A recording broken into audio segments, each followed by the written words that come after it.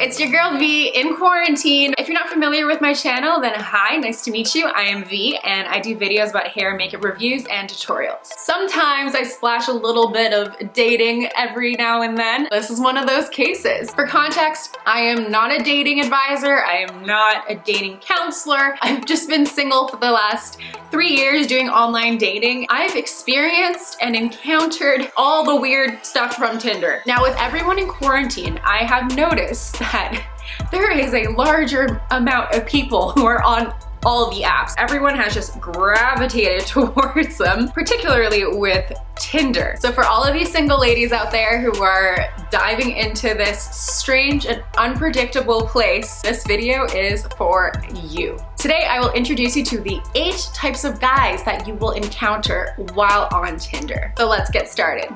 Number 1, the most common species that you will encounter on Tinder is by far going to be the F-boy. Now, if you're not too familiar what that is, it's basically a guy who's really eager to meet your nana. And I'm not talking about your grandma. They will generally start the conversation very bland and very simple. And I've also determined that if guys are around the age of 19 to 23, they are most likely to greet you with some kind of weird cheesy pickup line that they're probably copy pasting to every single girl they're matching with. Personally, I wouldn't really date someone who's younger than me, but I just decided to open up my age range just to see what would happen, and that's what I noticed. Sometimes the F-boy will be straight up about what he wants before even talking to you, and he'll have a really classy bio like this one. Now see, the priority of the F-boy is to be able to talk and encounter as many women as possible. It is very likely that he probably hasn't even looked at your bio, because let's be real, that takes a lot of time and extra effort. If he wanted a genuine connection with you, then he would put in more effort. Now you're probably wondering, how do you spot the F-boy? He will likely have a picture of him shirtless mirror selfie, maybe even all of his pictures of him being shirtless. I actually conducted like a test to see if this was accurate. Here's what you do, ladies. Add the guy on Snapchat. From there, you can see his Snap score. We'll likely have his location on Snapchat. Now what I've noticed, and this has just worked every single time, if a guy has a Snap score of over 100,000, he is most likely an F-boy. Now why is that a thing? Well, it's basically that he will take a selfie and say something very generic. Thinking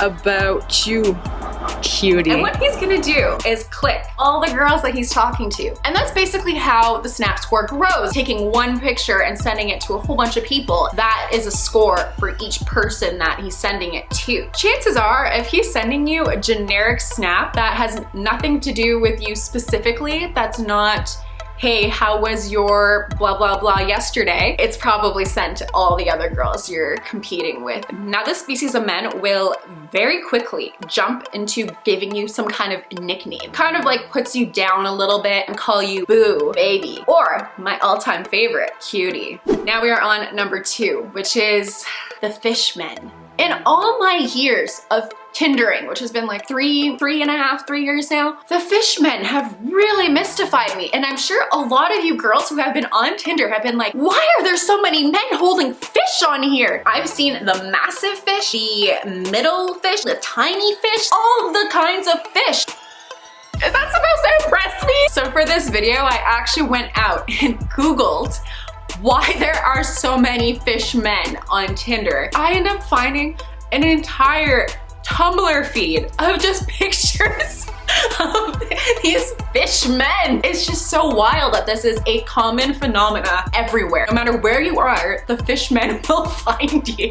So let me break it down to you why this is a thing. So it's super common that when you go fishing, when you catch something, you're always taking a picture with it. A lot of these guys just don't have any other pictures of themselves because guys don't really take pictures as often as girls do. Some guys just don't have the opportunity to have their picture taken, and that's just what they have to work with. Now for our third type of Tinder guy, we have the guy who does not know how to speak to women. Now this type of guy is very special. Conversation can go in so many different directions. Either his intro is super weird and off-putting. Hi, my name is Mark. I'm 27. I have no job and I still live with my parents. Or he's just really awkward. My manners are kind of up. I had a messed up childhood. When I said to be yourself, I don't know if that's really what I meant. They're probably nervous and don't really have experience talking to girls in real life. A really sure sign that you're dealing with one of these guys, you'll find out very quickly if he starts basically talking to himself in your chat box.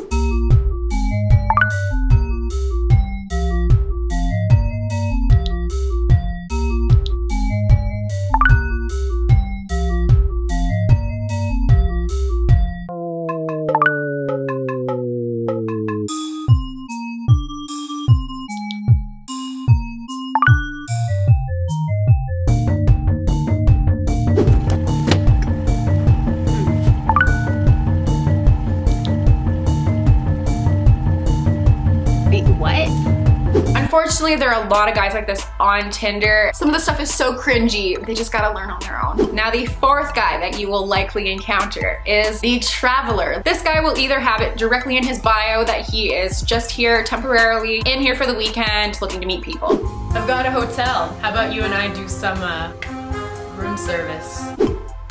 Bruh. I mean, if you ladies are into the whole hookup thing and are looking for someone that you'll never see again, this is probably more ideal. As a young woman, I highly, highly recommend that you do not go to someone's house, someone's Airbnb, someone's hotel that you have not met yet, that you do not know. I think that is a very unsafe decision to make, even if it is for a hookup. I've actually found out that some guys literally admit to you that they do this often, that they book several hotels and just have like random girls show up in like whatever city they go to. Real classy.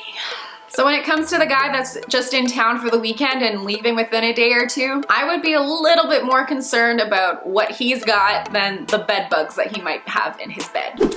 So for number 5, we have the clingy and overly eager guy. Pretty similar to the guy who doesn't know how to talk to girls, only less awkward in most circumstances. And also a lot more forward. Now, if you're wondering, how do I know if this guy's the clingy type? Trust me, you'll know, and you'll know pretty fast too. There are a couple ways that this can go down. He's normal at first, but then as soon as you stop replying because you're busy, his true colors come out.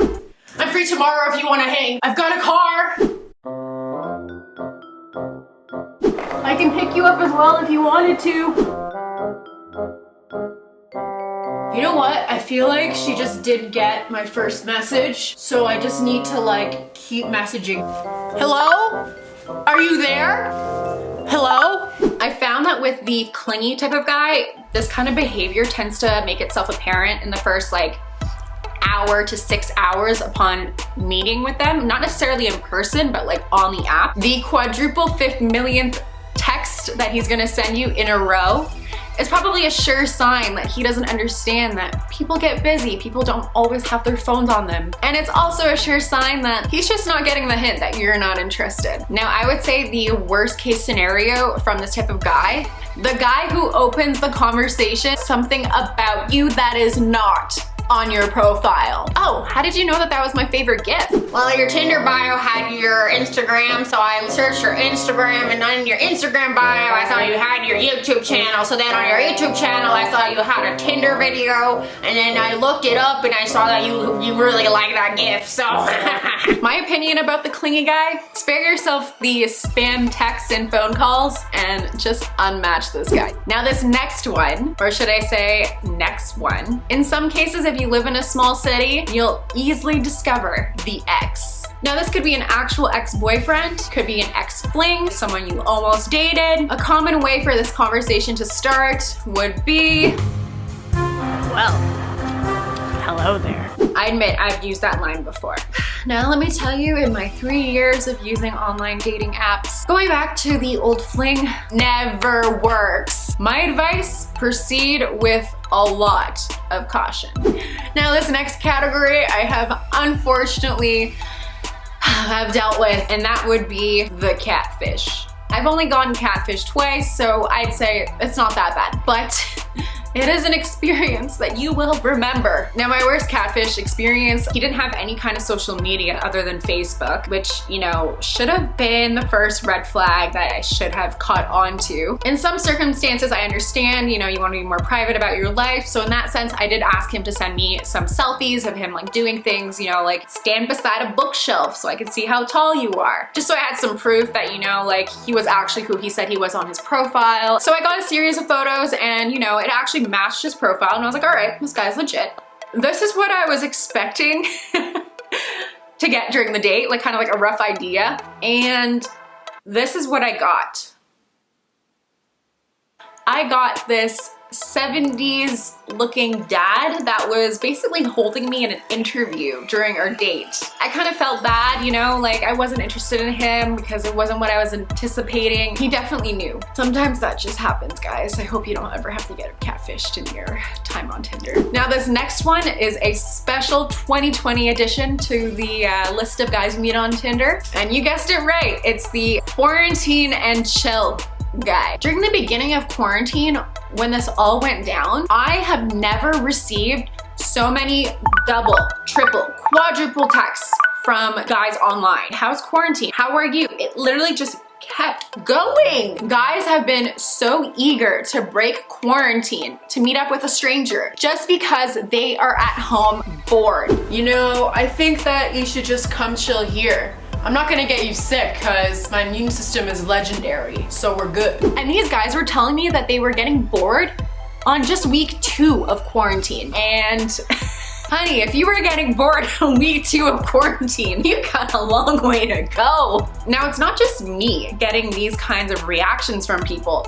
My friends who are single have literally been getting the exact same thing I have. I don't know if this is just what's going on in the area, but this is a common thing that's going around right now. So that basically wraps up the 8 different guys that you will meet on Tinder. I can't exactly say that this works in every single country, but this has kind of been the norm around here between myself and all of my single friends. Now, it sounds like I'm being very stereotypical about guys, but you know, sometimes they don't actually fit the signs that they're giving off. A guy could be giving off F-boy signs and maybe he's not actually a player. You just don't really know. But for the most part, this is kind of the trend that I've been able to evaluate in the last 3 years of doing this full Tinder, Bumble, Hinge thing. So let me know, what do you think of online dating? Would you break quarantine to go on a date with a stranger? Do you think that this is pretty accurate and that, you know, this is actually the type of categories that you see when you're swiping on Tinder? What category do you think I may have missed? Also, let me know if you guys like these kinds of videos,